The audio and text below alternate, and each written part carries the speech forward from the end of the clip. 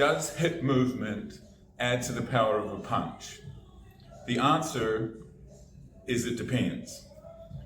That sounds like a bit of a non-answer, but the answer is really close to 100% yes or 100% no, depending on the position of the arm.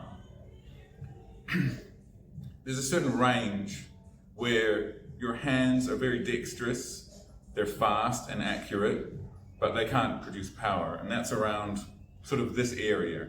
If it's fully extended, or if it's fully pulled back, now the hips are adding to that motion. Conor McGregor describes a punch as being either connected or disconnected from the body, and that agrees with my understanding of biomechanics. You must have the limbs free. Your shoulders must be disconnected. You must have the ability to disconnect your shoulders and reconnect it at the point of impact. People are so, and with that skill set is how you can change a jab to a hook.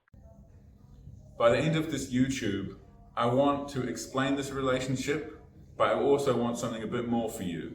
I want the same reaction of Tresnor from my last YouTube. He wrote, "Oh my God, dude, this video is amazing. Using my lats generates so much more goddamn power."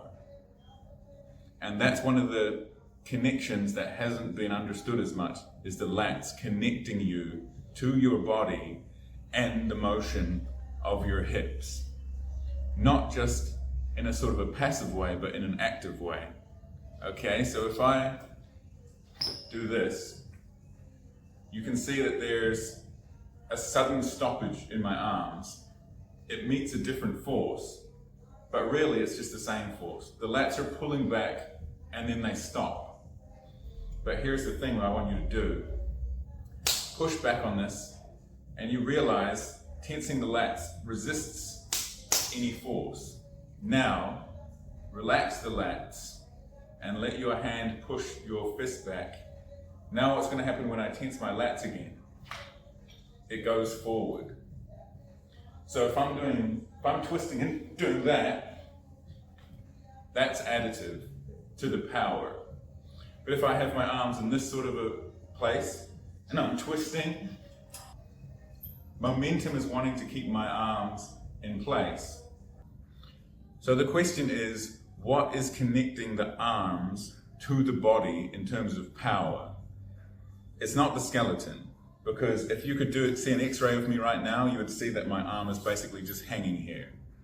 So right now, the only thing really connecting is my deltoid. And mechanically, the deltoid is bad at transferring power. You can have speed, you can have accuracy, but you're not going to transfer power via the deltoid. Even though it's the largest muscle in the upper body, mechanically, it is bad for producing power. And I can demonstrate that now.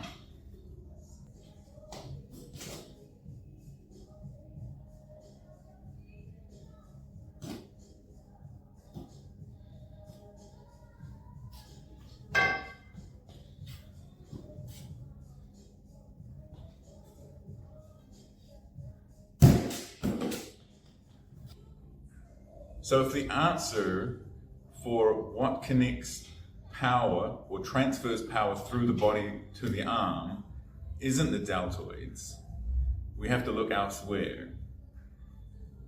We can still look at the skeleton. So the scapula is a good candidate. My arm can only go back so far.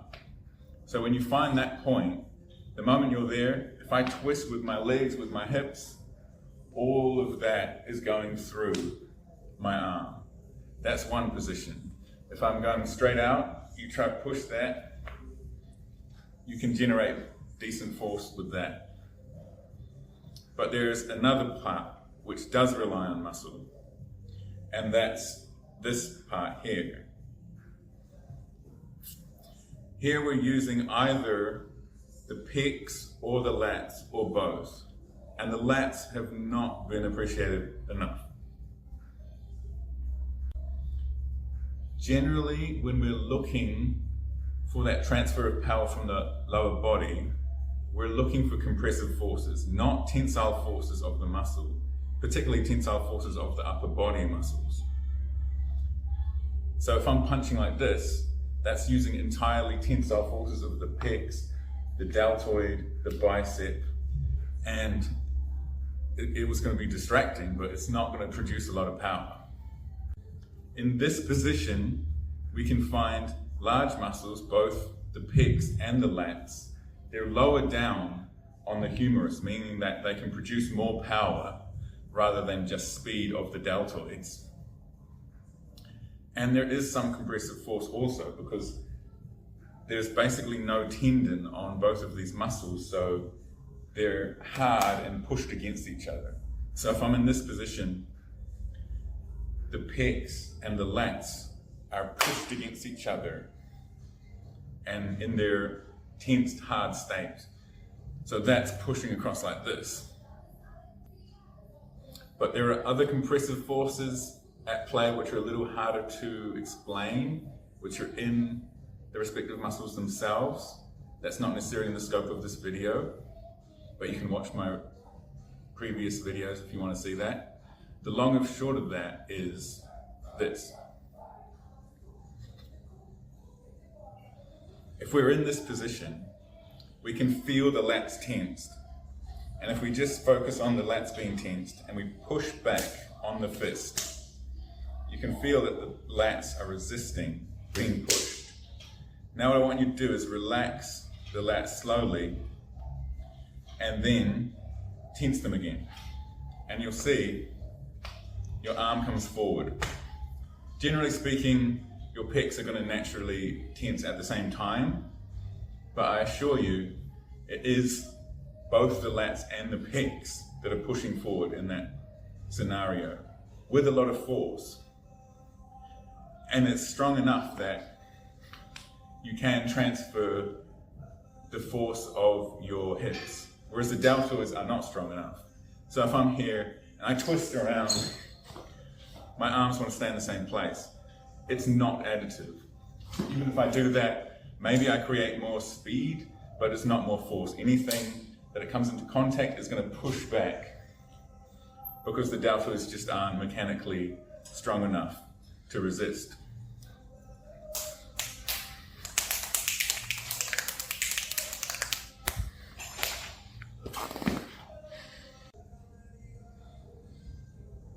So if you're like Tresnor from my last video and you've never tried doing this, let me know, and let me know how much more force you can get into that. Because most people aren't going to ever think to pull their arm back to generate force. It's not a very natural thing. And they also don't think to use their lats in that position. The idea that the signal to pull back and to go forward is the same signal, it doesn't occur to people, so they never do it. But you'll very quickly get a feel for it if you do it. But trust me, doing that and that is the same thing mentally. So if I do this, or this, or this, or this, it's just the same thing. Tensing the pecs and the lats at the same time returns the humerus or the arm to this position.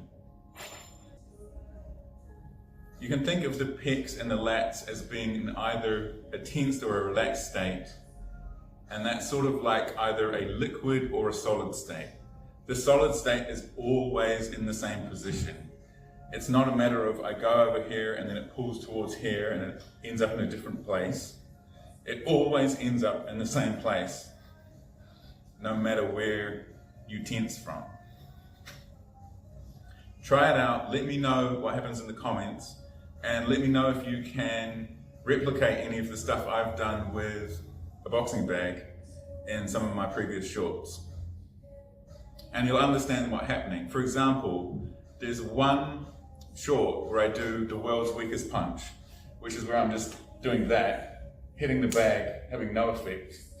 And then another one where I quickly do that, and you can see the effect on the bag is a lot different. People couldn't figure out what was going on in that. You'll quickly understand what's happening.